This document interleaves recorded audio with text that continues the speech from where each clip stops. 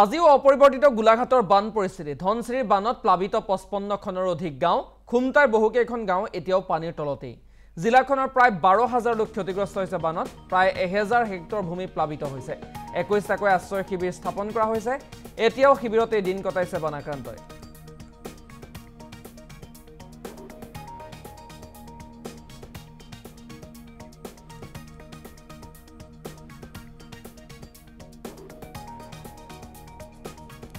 আৰু গোলাঘাটৰ দৃশ্য এই মুহূৰ্তত দেখুৱাইছো ধনশ্ৰীৰ বানে এইদৰে দেখিবলৈ পোৱা গৈছে বানৰ কবলত পৰিছে বিস্তীৰ্ণ এলেকা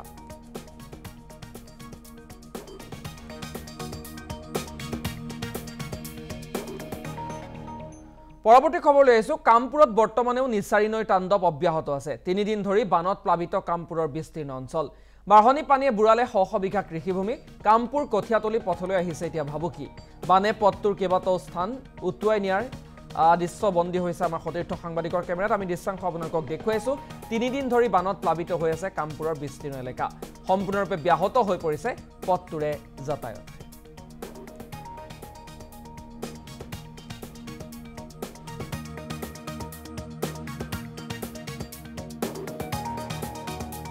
বছৰটোৰ ভিতৰতে 3বাৰ পানী হৈছে আমাৰ ইয়াত তেলিয়াটি আৰু কামপুৰ কঠিয়াতলি যোৱা পথটো অমৰাত মাহনীয়াটি দি তেলিয়াটিলৈ সোমোৱা পথটোত 4-5খন গাঁৱৰ ল'ৰা ছোৱালী স্কুললৈ যোৱা বহুত অসুবিধা আৰু দ্বিতীয়তে হ'ল কি এইখিনি দলং এখন ফটাজাত দলং এখন নিদিয়া পৰ্যন্ত ইয়াত ৰাস্তাটো ৰাখিব নোৱাৰে এতিয়ালৈকে দুবাৰ ভাল কৰিছে কিন্তু ল'ৰা ছোৱালী যোৱা বহুত অসুবিধা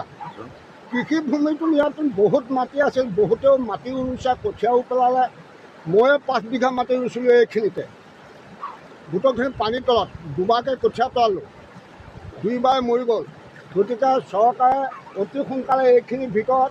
এখন দলং আৰু ফটাজাত এখন দলং দিব লাগে এই 4-5খন গাঁৱৰ মানুহ বহুত অসুবিধা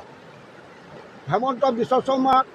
অনুৰোধ কৰিছোঁ যাতে ল'ৰা ছোৱালীখিনি যোৱা সুবিধা এটা সোনকালে ব্যৱস্থা কৰি দিয়ে এইটো আহ্বান কৰোঁ যে আমাৰ যিমানখিনি কঠীয়া অনিষ্ট হৈছে প্ৰায় এই 2025 বৰ্ষতে এমাহৰ পূৰ্বে এটা বানপানী হৈছে সকলোৱে গম পাইছে তাৰ এমাহৰ পিছতে আকৌ আজি দেখা গৈছে বহুত বানপানী এই পানীত আমাৰ গোটেই খেতি পথাৰ যিমান আছে চব পানীৰ তলত যিমানখিনি আমাৰ কঠীয়া আমি লগালোঁ কঠীয়া এতিয়া বৰ্তমান পানীৰ তলত আৰু এইটো বাচা আশা কোনো নাই সেইকাৰণে আমি চৰকাৰক এটাই আহ্বান জনাওঁ যে আপোনালোকে আমাক এই গাঁওখনত বা আমাৰ অঞ্চলত যিমানখিনি বানৰ কবলত আছে খেতি পথাৰ তেওঁলোকক যাতে শস্য অলপ প্ৰদান কৰি কিছু আৰ্থিক সাহায্য হিচাপে যদি প্ৰদান কৰে তেতিয়া আমাৰ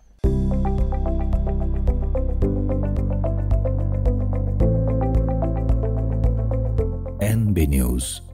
সহজ সৰল ভাষাত নৱভাৰতৰ কথা